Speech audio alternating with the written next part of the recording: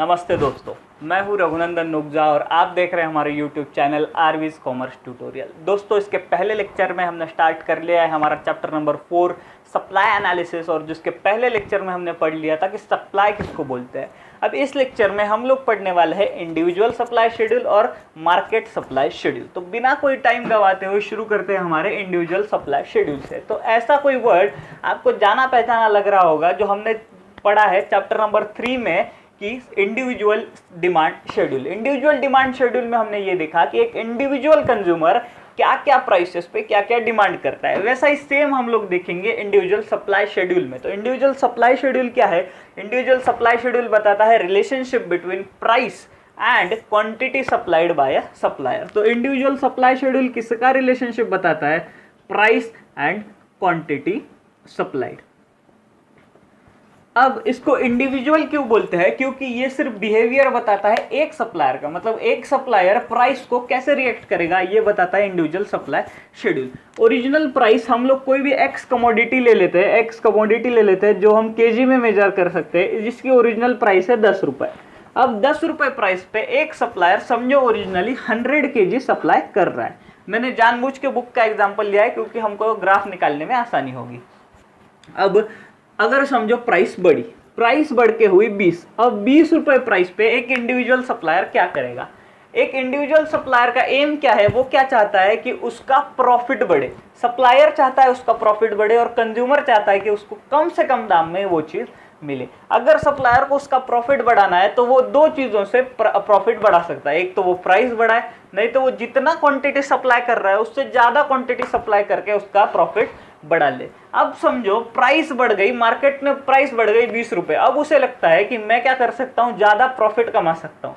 तो ज्यादा प्रॉफिट कमाने के लिए वो क्या करेगा? जितनी क्वांटिटी 10 रुपए पे सप्लाई कर रहा था उससे ज्यादा क्वांटिटी किधर सप्लाई करेगा? अभी 20 रुपए पे करेगा। समझो क्वांटिटी सप्लाइड है 20 रुपए पे 200 केजी। ये 200 केजी कैसे आया आपको समझा होगा कि जैसे जैसे प्राइस बढ़ी, सेलर को अब लगता है कि मैं ज्यादा प्रॉफिट कमा सकता हूं, तो ज्यादा प्रॉफिट कमा सकता हूं तो वो क्या करता है? इससे ज्यादा क्वांटिटी सप्लाई कर लेता है। हमने सिर्फ अज्यूम किया एग्जांपल के लिए वो 200 केजी सप्लाई करता है। अब समझो प्राइसेस और बढ़ती चली गई, 30, 40, 50 तक प्राइस चली गई। जब जैसे जैसे प्राइसेस बढ़ती है वैसे वैसे इंडिविजुअल सप्लायर क्या करता है? ज्यादा क्वांटिटी मार्केट में सप्लाई कर देता है। क्यों? कि उसे क्या करना है? उसे उसका प्रॉफिट मैक्सिमाइज करना है। तो 30 रुपए पे समझो उसने 300 क्वांटिटी बेच दी, 40 रुपए पे समझो 400 क्वांटिटी बेच दी, और 50 रुपए पे समझो 500 क्वांटिटी बेच दी। अब जब वो 50 रुपए पे 500 क्वांटिटी बेच रहा है तो उसका प्रॉफिट इस लेवल पे मैक्सिमम है। मतलब उसका जो एम था, उसको जो चाहिए था कि उसका प्रॉफिट मैक्सिमम वो हो गया इधर।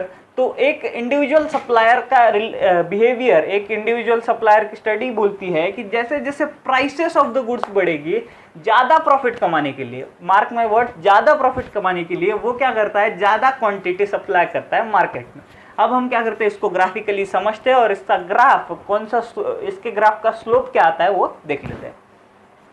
अब इस इंडिविजुअल सप्लाई शेड्यूल का एक ग्राफ मैंने इधर ड्रॉ किया है। ग्राफ में क्या किया है मैंने? एक्स एक्सिस पे लिया क्वांटिटी सप्लाइड, वाई एक्सिस पे लिया है प्राइसेस, और जैसे जैसे जो पॉइंट हमें प्राइस के हिसाब से मिलते जाएंगे वो हम प्लॉट कर लेंगे। 10 रुपए प्राइस पे हमें मालूम है क्वांटिटी डिमांडेड था 100 केजी, ये आ गया ये पॉइंट। 20 रुपए प्राइस से क्या हुआ? सप्लायर को ज़्यादा प्रॉफिट चाहिए था तो उसने ज़्यादा सप्लाई कर लिया, और उसने अब सप्लाई कर लिया 200 क्वांटिटी। तो 200 क्वांटिटी का पॉइंट ये आ गया। अब क्या हुआ? 30 रुपए पे 300 है, 40 रुपए पे 400 केजी सप्लाइड है, और 50 रुपए पे 500 केजी सप्लाइड है। ये सब पॉइंट्स मैंने प्लॉट कर लिए और उससे जाने वाली एक लाइन निकाली। तो ये लाइन आई स्ट्रेट लाइनिंग, और स्ट्रेट लाइनिंग से भी ज्यादा इंपॉर्टेंट ये लाइन आई अपवर्ड स्लोपिंग। ध्यान से सुनिएगा, अपवर्ड स्लोपिंग। तो इससे हमें एक ऑब्जर्वेशन मिलता है दोस्तों कि इंडिविजुअल सप्लाई शेड्यूल का जब हम ग्राफ पे प्लॉट करते हैं तो इंडिविजुअल सप्लाई कर्व जो होता है, ये सप्लाई कर्व है, ये अभी स्ट्रेट लाइनिंग है बट ये कर्व के फॉर्म में भी हो सकता है, जैसे हमें डिमांड में दिखा था। ये कर्व क्या होता है? अपवर्ड स्लोपिंग होता है, मतलब इसका स्लोप ये अप जाता है, ऊपर ऊपर जाता है। इसके लिए हम इसका एक ऑब्जर्वेशन निकाल सकते हैं। प्राइस और क्वांटिटी सप्लाइड में रिलेशनशिप होता है दोस्तों, डायरेक्ट रिलेशनशिप। मतलब जैसे जैसे प्राइस बढ़ती है वैसे वैसे एक सप्लायर ज़्यादा प्रॉफिट कमाने के लिए ज़्यादा क्वांटिटी सप्लाई करता है, और अगर प्राइस कम हुई तो एक सप्लायर देखता है कि प्राइस कम हुई है, अगर अभी उसको क्या होगा, प्रॉफिट कम होगा, इसके लिए वो क्या करता है, क्वांटिटी सप्लाइड पिछले के मुकाबले कम कर देता है। तो इसके लिए प्राइस एंड क्वांटिटी सप्लाइड में इंडिविजुअल सप्लाई शेड्यूल में हमारा रिलेशनशिप निकलता है डायरेक्ट रिलेशनशिप। जैसे प्राइस बढ़ेगी उसी सेम डायरेक्शन में मूवमेंट करेगी हमारी क्वांटिटी सप्लाई। अब हम देखेंगे मार्केट सप्लाई शेड्यूल। अब हम देख रहे हैं दोस्तों मार्केट सप्लाई शेड्यूल। इसके पहले हमने इंडिविजुअल सप्लाई शेड्यूल देखा और एक इंडिविजुअल सप्लायर कैसे रिएक्ट करता है प्राइस की चेंज हुई है देखा।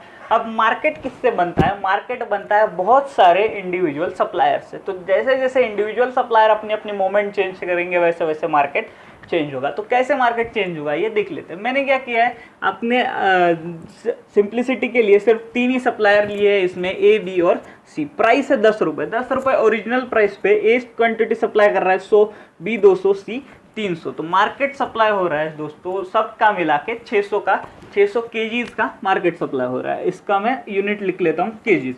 अब क्या हुआ, प्राइस बढ़ी 20 रुपये। प्राइस बढ़ी तो एक इंडिविजुअल सप्लायर क्या करेगा, ज़्यादा प्रॉफिट कमाने के हिसाब से वो ज़्यादा सप्लाई करेगा। तो ए ने सप्लाई कर दिया 200 यूनिट 200 केजीज, बी ने 300, सी ने 400। इधर इसने 200 से 300 इंक्रीज किया, इधर इसने 300 से 400 इंक्रीज किया और ए ने 100 से 200 तक इंक्रीज किया। अब प्राइसेस और बढ़ती गई 40 और 50 तक प्राइस हम लेते हैं। इन सब की अगर हम टोटल करेंगे ये आएगा 900। मतलब अभी हमारा मार्केट सप्लाई 600 से बढ़ के क्या हो गया 900 तक ये बढ़ गया है। अभी क्या हुआ, 30 रुपये प्राइस होने पे ज़्यादा प्रॉफिट की लालसा में ये क्या कर लेंगे और ज़्यादा सप्लाई करेंगे। तो अभी और सप्लाई बढ़ा दो इनका 100 से। तो 100 से सप्लाई करने के बाद समझो इन तीनों ने मिला के इतना क्वांटिटी सप्लाई किया। अब मार्केट सप्लाई आता है 1200। अब हो गया और प्राइसेस बढ़ गई 40 रुपये प्राइस पे। अब ये इससे भी पहले जितना 30 पे सप्लाई करते थे उससे ज़्यादा 40 पे सप्लाई करेंगे। अब 40 पे कितना सप्लाई करेंगे, समझो ये 400 करेगा, ये 500 करेगा, ये 600 करेगा, मतलब पूरा मिला के इनका हो गया 1500। ठीक है। अब क्या हुआ कि 50 रुपये प्राइस हुई, अब प्राइस 40 से भी बढ़ गई। 40 से भी जब बढ़ेगी तो और प्रॉफिट कमाने के लिए और ज़्यादा सप्लाई करेंगे। समझो इसने 500 सप्लाई किया, इसने 600 किया, इसने 700 केजी किया, तो टोटल मार्केट सप्लाई अब हो गया 1800 केजी। अब इसमें से हमको क्या रिलेशनशिप समझता है, 1-2 मिनट के लिए इन तीनों कॉलम्स को भूल जाते हैं और सिर्फ 2 कॉलम लेते हैं, प्राइस एंड मार्केट सप्लाई।